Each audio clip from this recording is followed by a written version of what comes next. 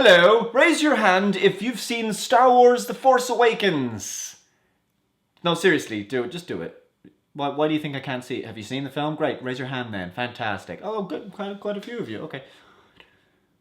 But, so a lot of you, but a lot of you have not. This isn't a proper review of the film. I do want to talk about the film in the context of the political correct Hollywood narrative that is infesting our media. However, I will give some minor spoilers, and one particularly big one. I might as well just get that one out of the way right now. So if you haven't seen the film, cover your ears for the next 3 seconds. 1, 2, 3, Han Solo dies.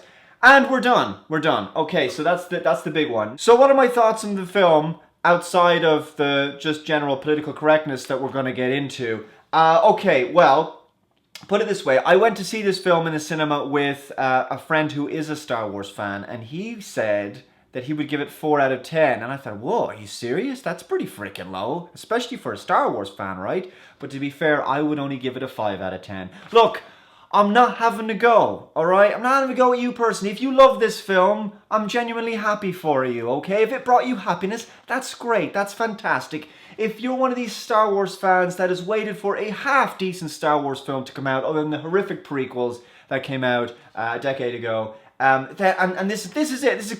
It's clearly better than the 3 prequels. I totally get that. However, that's not enough of a reason to say that it's great. I cannot fathom where the praise is coming from for this film. And the one word I would use to sum up this film is derivative. I mean, it's basically A New Hope again. So that's the thing. Even if you haven't seen this film, for those people who didn't put their hands up a second ago, because I can see you, for those people who didn't put their hands up, who haven't seen this film, you basically have seen this film. Because if you've seen A New Hope, and if you've seen pretty much every Marvel movie, every James Bond movie, every Mission Impossible film, every other science fiction film, every major blockbuster action Hollywood film over the last few years, maybe over the last few decades, with their samey, cliched plots and characters and dialogue, the same situations. There's only so many times you can hear things like, I'll create a diversion, you set the charges. I mean, it's the same shit again. We've seen these films, we know how they play out. And, so that's my point. You can just cut all these different movies together from different franchises, and you could probably build this film from just scenes from other films. I mean, that's the thing. I was just watching this going, I'm really bored. And it wasn't like, the thing is, I went in going, this is just going to be another Hollywood film. My expectations were already very low, even though, because the other thing is, well, I hear all this sensationalism around it, and I just hear this, it's like mass hysteria. I mean, you'd swear this was genuinely high art. When you see things on Wikipedia in the reception area, when they talk about the reviews, when you think these are Metacritic or Rotten Tomatoes, and you see overwhelming praise, that's a red flag right there. I'm kind of going, what the hell is going on? This film has been on every ad. Sky have had Sky Movies Star Wars. They created new channels, digital channels, specifically to show all the movies leading up to this as part of the marketing.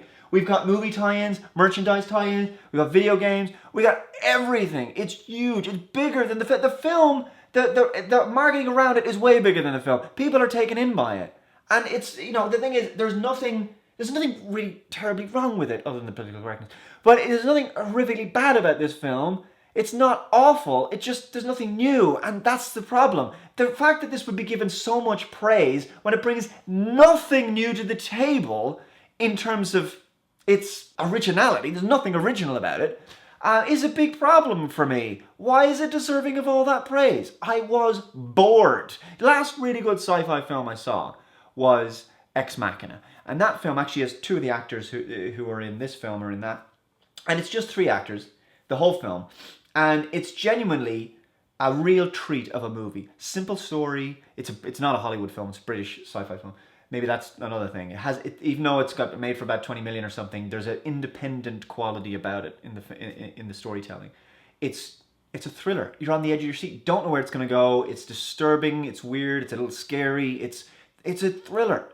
And I know this is a totally different type of thing, but this is just a ride. Is it so much for me to ask, to just say, look, I want to be genuinely moved. I want to feel something. I want to care about something. Look, it was nice to see Harrison Ford back as Han Solo. It was nice to see Chewbacca. You know, there's a sentimentality about it.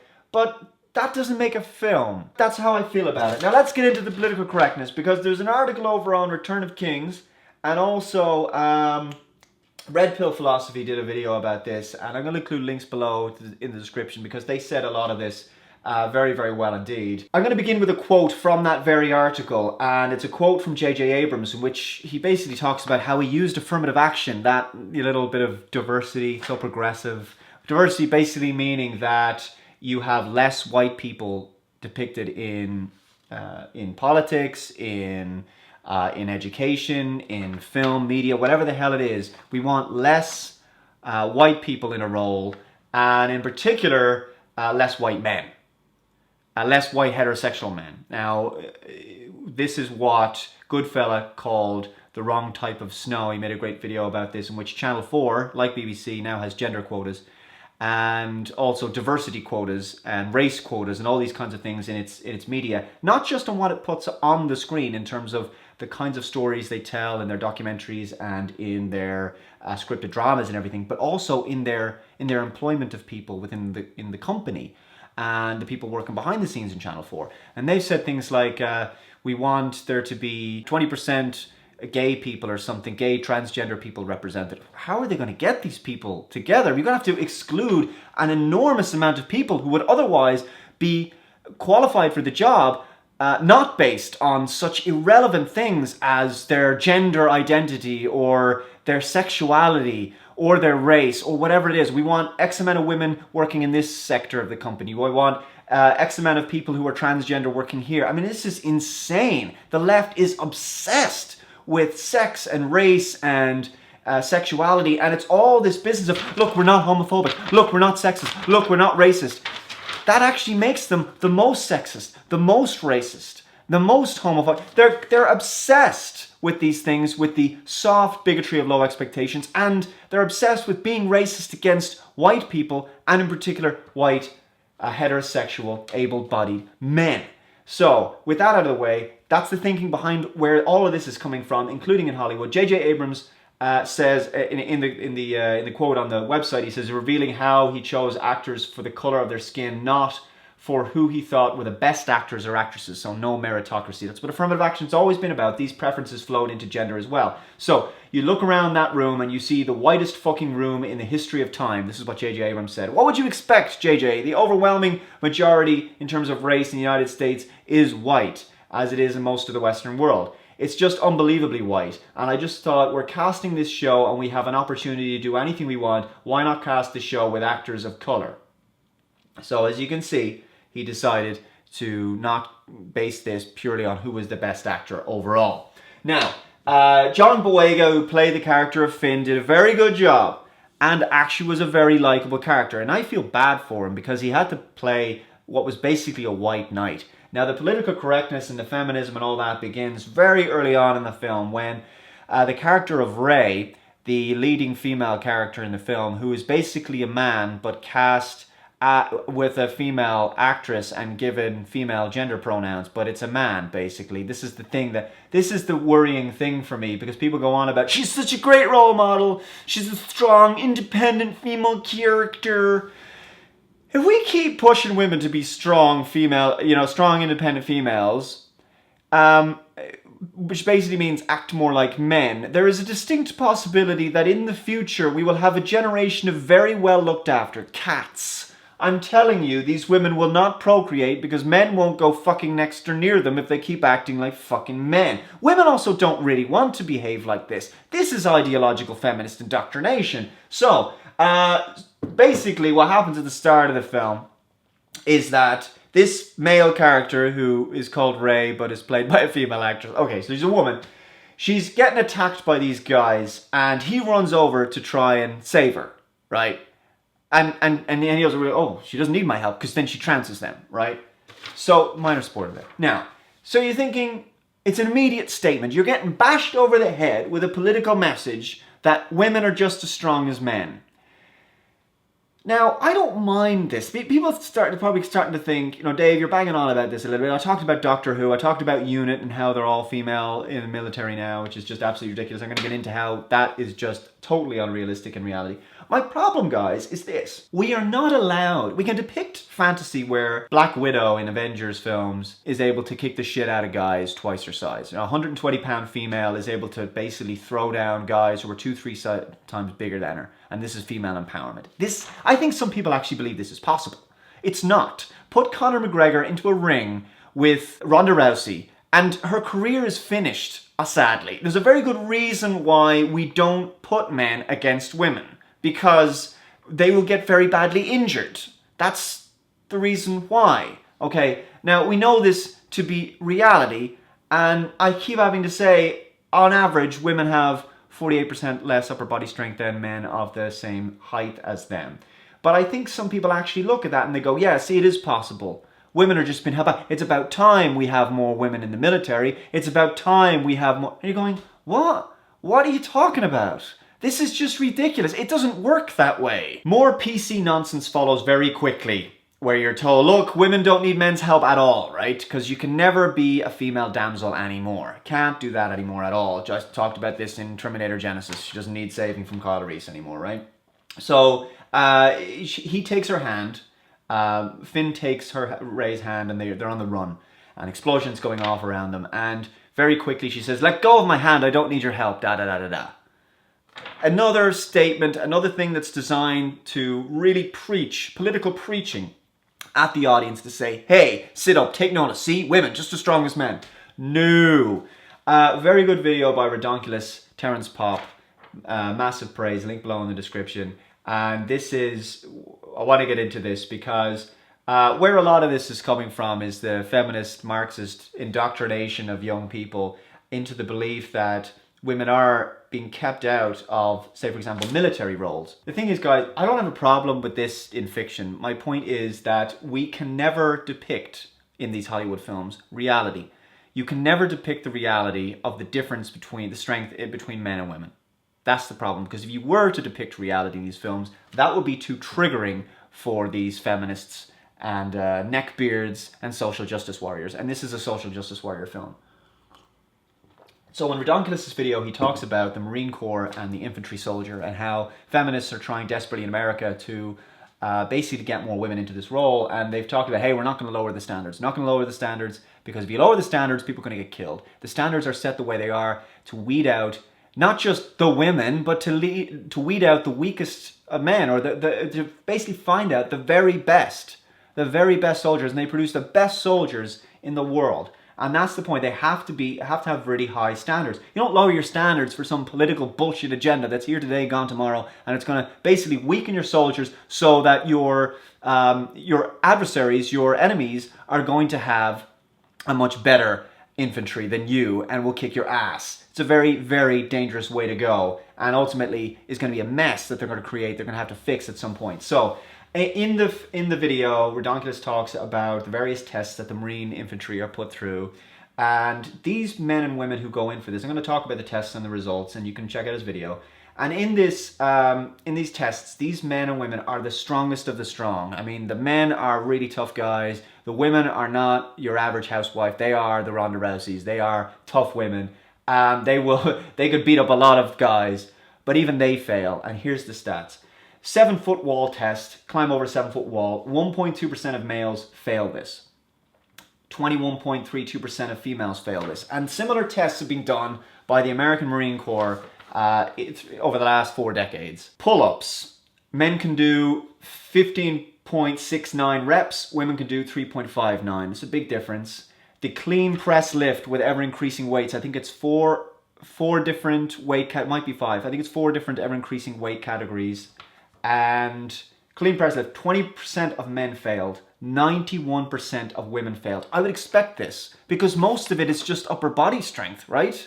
So they can't handle the higher and higher weights. Next one I have here is the artillery lift. It's a 95-pound shell you have to carry over 50 meters in 2 minutes or less. Less than 1% of men fail this, 28% of women fail it.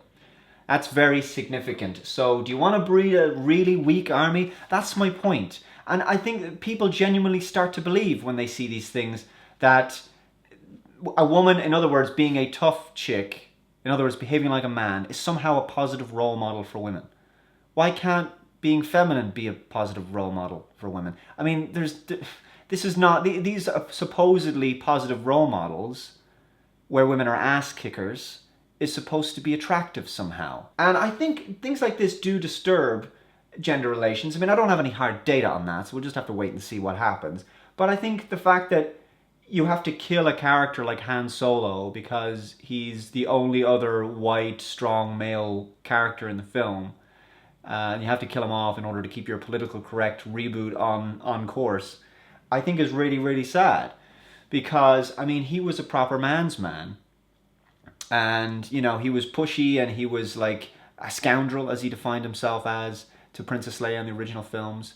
And you know, the point is, they had great banter between them, but ultimately she gave in because, you know, he was a dominant male. He didn't rape her, although to be fair, his actions now would be considered misogynistic. How he pursued her, they would be considered, you know, in a world of affirmative consent, he would be considered a potential rapist or something, you know? This is the point. It's all triggering to these people. Now, Monte Cristo is somebody who left a comment with 103 upvotes over on that article, and I thought, why not just read out his comment? So he says it better than I can. So a leading woman character in current Hollywood movies must always, at the bare minimum, 1, physically beat up a man.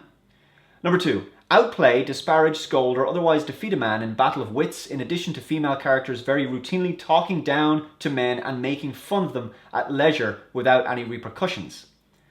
Very true. Men are just doormats in these films. That's another problem. You know, these guys just seem to, these manginas, these white knights just seem to think that they should have to take it.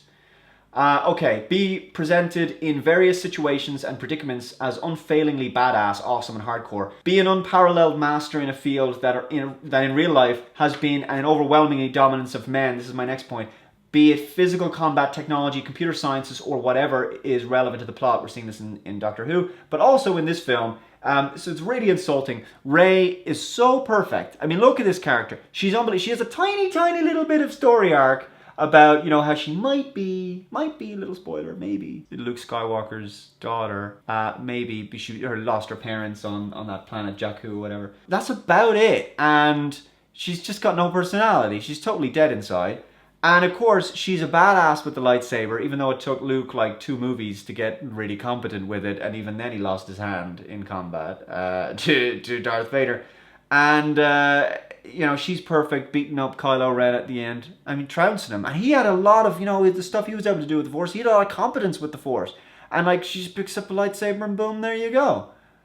What the hell? So, what else? Oh yeah, she's able to fly and knows everything about the technical ins and outs of the Millennium Falcon.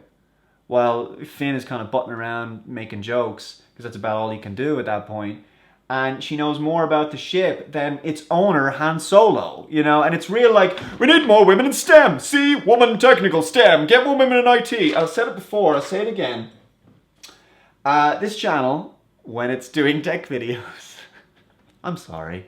When it's doing tech videos, 95% of the tech videos I make are, you know, the audience is 95% male, about 5% female, and some of the videos in the analytics, I look at the demographics, and in some cases it can be 100% men, depending on the video that I talk about. So my whole thing is this business of trying to get more women into IT, I've said it before, I'll say it again, is like trying to get more men to watch makeup tutorials on YouTube. Women are just less interested. There's a reason why. Nobody ever questions this when they say we need to get more men watching soap operas, or like EastEnders in the UK, for example. There's a reason why most men, you know, the majority of the audience of Top Gear or motorsports or sport in general are male. You know, that's just it. We're just interested in different things. Our brains are wired differently. And, you know, on the subject of sport, you look at a sport like rugby. Now, I don't know, it doesn't matter whether you don't know anything about rugby. Rugby is a big physical sport. It's like a physical fight, rugby. And it's a sport that requires enormous stamina, skill, and strength. A lot of fucking strength. And these films would have you believe that someone like Emilia Clarke could beat up The Rock. I mean, does muscle mean nothing anymore? Because they're constantly trying to push female sports and women and you know, rugby and things like that. And if you've seen a women's rugby game, at an international level, they can be very, very skilled indeed. But the point is, they're only as strong as like 15, 16-year-old boys would be. And nobody's pushing to get 15, 16-year-old boys on the television and increase their viewership. And so people want to see the sport played at the highest level. If there was a third gender that was stronger than men again, that would be the pinnacle of rugby and most sports in the world. Okay, there are a few sports where there's more parity in athletics and tennis and things like that. But for the most part, when it comes down to a sport that's about physical power and ability, it's going to be dominated by men because fucking biology, because of genetics, because of reality. And it's funny because you look at the Six Nations, which is the primary bit, that's the big international championship for rugby. A stadium like Twickenham in the UK is filled, 90,000 people filled, packed to the rafters. And then the guys leave and then the women's rugby game comes on and there's 200 people left in the stadium. People aren't interested. You know, it's not misogynistic, okay, to not be interested. Please just watch the difference in physicality between the two. It is night and day. There is no comparison. The irony is here, these political messages don't really inspire women to be women. They actually shame femininity and they shame the virtue of womanliness, motherhood, all of these kinds of traits which have a place in society. And if you're against any of these feminist messages, you're told then that you're obviously must be a shitlord misogynist who believes that women should be back making me a sandwich in the kitchen. Nobody said that. And we will have women go into STEM fields. We will have women pursue careers. But at the same time, as I said before, it doesn't have to be everyone. And we should place motherhood, you know, raising the next generation. What else could be more important? We should put that as being probably more important than going into IT or any of these other jobs and working for the man, as I said before. I could go on, there's lots more that I want to say, but I'll save it for another day. I'll save it for another video in the future. Thank you so much for watching. It was a long video. You got through it. Give yourself a cookie or whatever, and I will see you next time.